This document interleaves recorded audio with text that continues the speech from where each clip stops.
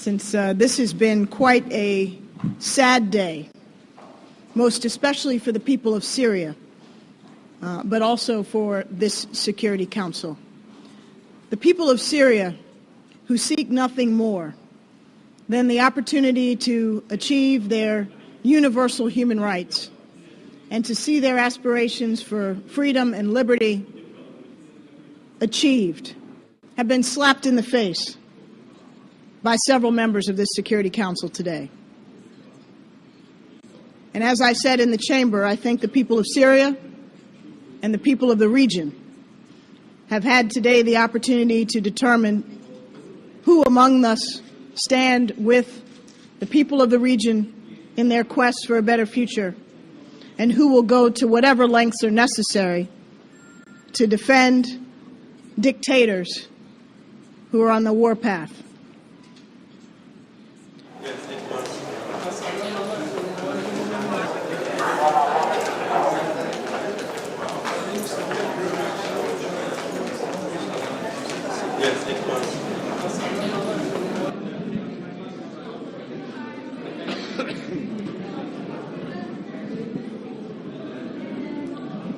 Good evening, ladies and gentlemen. We are the full European co-sponsors of the draft resolution that was voted on just now, and we'll all just say a few words and then happy to answer some questions. France, Germany, Portugal and the United Kingdom are all deeply disappointed by Russia's and China's decision to veto the resolution that we submitted to the Security Council this evening. The tabling of this resolution followed months of horrific abuses against civilians by President Assad and his regime, during which the regime has had repeated opportunities to stop the violence and to reform had it intended to do so. Those who block the resolution will have this action on their conscience. These vetoes will be seen in the region as a decision to side with a brutal regime rather than with the people of Syria, and will be a bitter blow to all those Syrians who have implored the international community to take a stand. The resolution that our four states tabled was carefully drafted and entirely reasonable. It contained nothing that any member of this Council should have felt the need to oppose. It took account of the need for all sides to reject violence, stressed that a political transition should be Syrian-led, and was explicit that the Security Council consideration of sanctions against Syria should not include military action. We shall continue to stand side by side with the Syrian people. We will redouble our efforts to work with our international partners to increase the pressure on the regime wherever we can and assure the people of Syria that they will not be forgotten. Si vous me permettez en français, je voudrais, pour compléter ce que vient de dire mon collègue britannique, souligner que le texte que nous avons présenté, que nous avons négocié pendant des jours et des jours, était un texte qui était bien en deçà de ce que nous aurions aimé. Comme l'a dit un des auteurs du veto, ce qui était en jeu, ce n'était pas une formulation. Ce qui était en jeu, c'était un choix politique. Le veto qui a été opposé n'est pas un veto opposé à un texte. Le veto qui a été opposé est un veto opposé au printemps arabe. C'est un veto opposé aux aspirations du peuple syrien. Rien dans ce texte ne pouvait justifier un veto, si ce n'est la volonté d'apporter son soutien à la répression du régime d'Assad. Merci. Well, just to add, from my point of view, for months now, the Syrians have demanded nothing more than their most basic rights. They were met with bullets and tanks. And for months now, the international community has appealed to the Syrian regime to respect human rights and stop violence. And none of these calls have been heeded. So today, the Security Council had a chance to respond to the challenge. Unfortunately, because of two vetoes, the Security Council did not live up to its responsibility under the Charter. We deplore this, and we will continuously work to support the Syrian people. Inside and outside the Council, we have spared no efforts in building bridges, in finding compromises, in bringing all members of the Council on board. I think all the Europeans worked very hard on this. It was not meant to be, but the message today to the Syrians and to many of the Arab free-loving people is that we will not stand idly by while atrocities are being committed, and we will continue to work inside and outside the Security Council for further measures if need be. Thank you. Well, I don't have really much to add except to share with you my profound disappointment with what happened today. It is indeed very disappointing that, as my colleagues already have underlined, a resolution which had two fundamental aims. One was to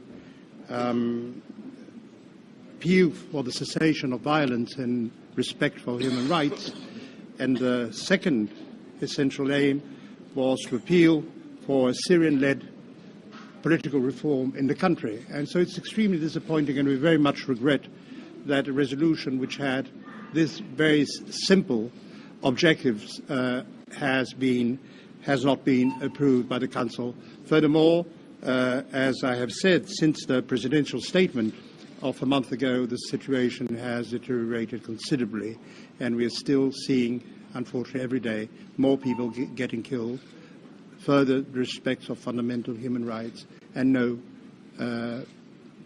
reform, no political process, a credible one going on in the country.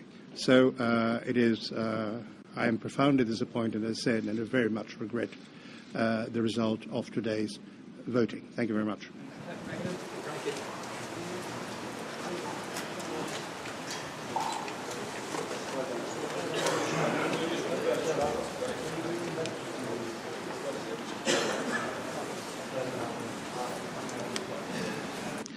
Well, of course, we are disappointed, as always, when the Security Council is not able to reach a common position. But one thing I agree with what Ambassador Aruad has said is that it has been really a conflict between different political philosophies and different political strategies. But let me say first that I understand that my European colleagues are upset having not obtained the resolution which they were trying to obtain. But I think this is not an excuse for them to resort to insinuations about Russian motivations, which they have sounded at this stakeout. What the language, like the Russian position, is siding with the Assad regime, this is blatantly not true. In fact, I spoke about it at length, saying and explaining that we are not advocates of the Bashar Assad regime at all.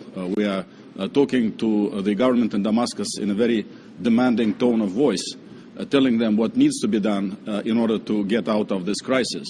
It is our firm conviction that we are not siding with anybody in Damascus. We are siding with the Syrian people, because we think that in the Syrian people, and we know that, there are not just the people who are trying to topple the government, but there are those, the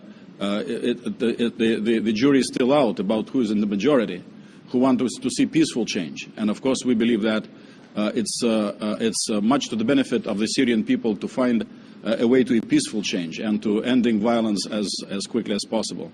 To claim, as another colleague did, that our veto was against the Arab Spring, well, it's a cute little phrase, but not a very serious one, because we, of course, do not see the Arab Spring as something which should lead to civil war. And this is where, in our view, things are going in Syria. And that's why we did not want to be a part of a strategy which, for whatever reason, in our view, is leading in that direction. And we have seen a chain of events. And in that sense, Libya is very relevant. So to claim that our experience in Libya has nothing to do with Syria is certainly not a very serious analysis of the situation. And I'm not even talking about the provisions of various of two resolutions with the Security Council adopted on Libya being completely taken out of this world in terms of the stretches in their interpretation. I'm talking about a certain strategy which has been emerging in the world, and I think which the international community must reflect on. First, we saw it in a very complicated situation, but first we saw glimpses of it of Côte d'Ivoire, when as soon as certain things happened, elections happened, in the European capital, they started congratulating the winner in those elections. Then we had the case of Libya, where very quickly the leader of the country was called illegitimate, and some others were designated legitimate immediately, whom at that point nobody even knew.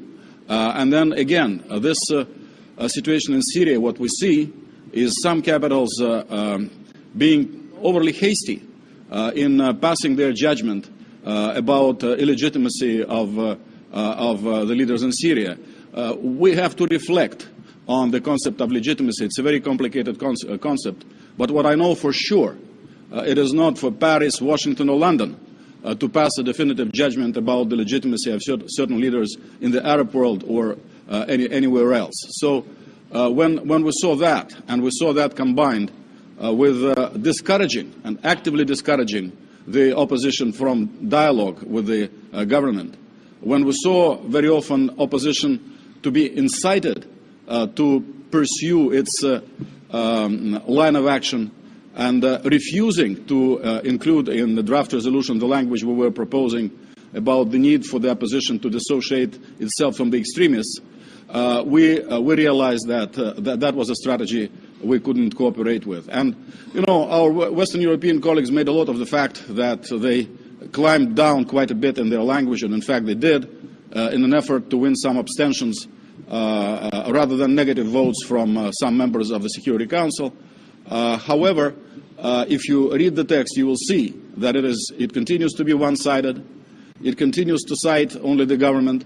It continues to cite human rights violations only from the government, does not refer to abuses, which would apply to others as well, which we were proposing. It speaks only about the victims among civilian population demonstrators, which is fine with us and which is very tragic and an important element of this dramatic situation. Nothing about the victims from government institutions and attacks on government institutions. And I mean, I could go on and on, but just look up the final paragraph of the draft that failed. It says that after 30 days, the Council will evaluate whether Syria has complied with the resolution. So only the government will be sort of double-checked in terms of its compliance with the resolution. What about the extremists? What about those who have started resorting to terrorist attacks in Syria? So one might say that the differences were not so large, but they did amount to quite a gap between us. So it is for this reason that Russia and China thought it necessary to vote no on the draft resolution. And the very final thing, one thing which was sounded by one delegation, I think you also asked this question, that allegedly we vetoed the resolution because we wanted to continue selling arms to Syria.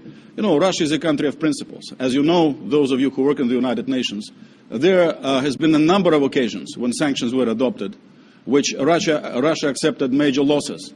Losses in economic relations, losses in terms of its arms sales to various countries which were subject to sanctions. So our vote has nothing to do with that, especially coming from a country which is pumping hundreds of billions dollars of military hardware into the area. This is somewhat amusing. So this is another thing which I want to strongly object to.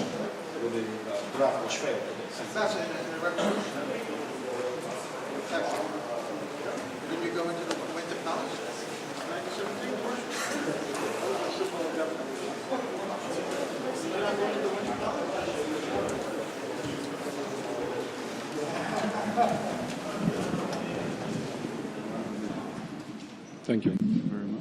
Thank you. Well, good night, gentlemen. We are really amazed at seeing the 4 European co-sponsors of the draft resolution that has just failed in the Security Council, falling in love with the Syrian people. and their suffering. While we all know that among these 4 European co-sponsors, France occupied us for 25 years, colonized us, and tried its best to divide Syria into 5 confessional republics. This is what they called it at that time, in the 20s. Then we put an end to this French colonization of my country by force. England preceded France in its conspiration when it deceived the Arabs in 1916 by promising them to have an independent Arab state, provided that they join the British and the French in their attempt to oust the Ottoman Empire from the area. They were big liars, as we all know, because at the same time, Sykes-Picot concluded their secret accords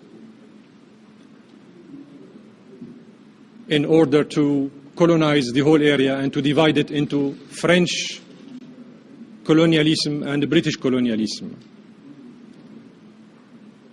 Simultaneously, they promised their Jews victims in Europe to have a homeland in Palestine. And here Germany comes, the third musketeer. Germany, who persecuted the Jews in Europe,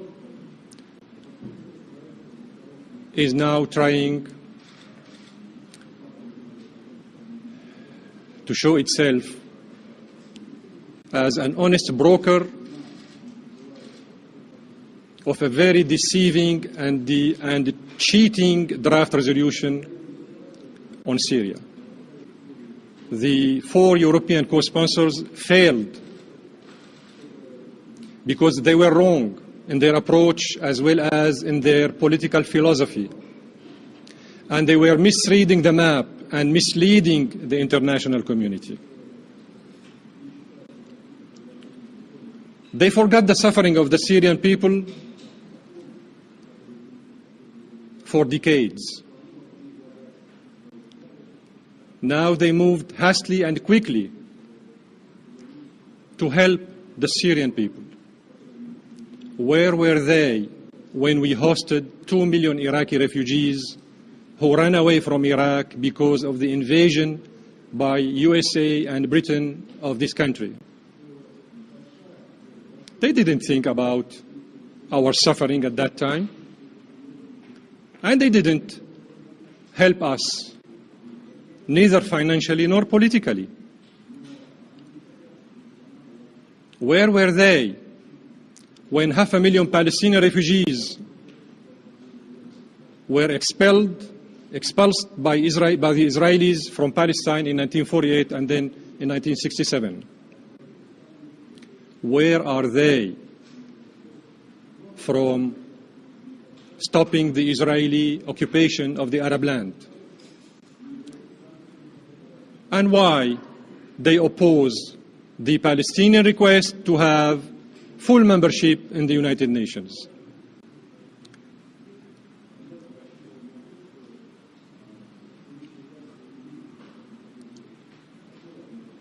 We were expecting these European countries to discourage the radical elements in the Syrian opposition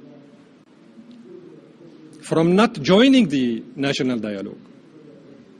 But indeed, and actually, as a matter of fact, they did exactly the opposite. They encouraged the Syrian radical elements in the external opposition not to join the national, inclusive and comprehensive dialogue.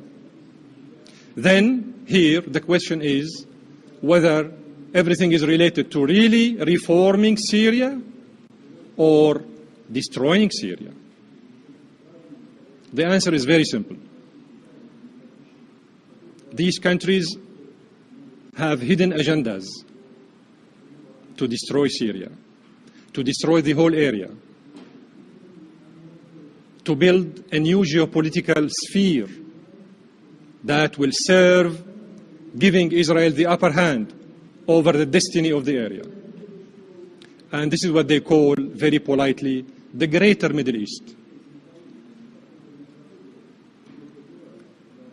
which is an Israeli idea that was put at the table for the first time by Shimon Peres. And when he failed, it was taken over by George Bush, the son. And then it failed again. And now they are trying to do it through what they call the Arab Spring. Should the Arab Spring be a success through blood? Why can't we have a real Arab Spring without bloodshed? Why cannot these 4 European countries encourage the involvement of everybody in Syria in the process of reforms and in this national, inclusive, comprehensive dialogue? But the answer is, once again, this is not their main concern. Their main concern is to weaken Syria and to get rid of its political independence as well as its stability.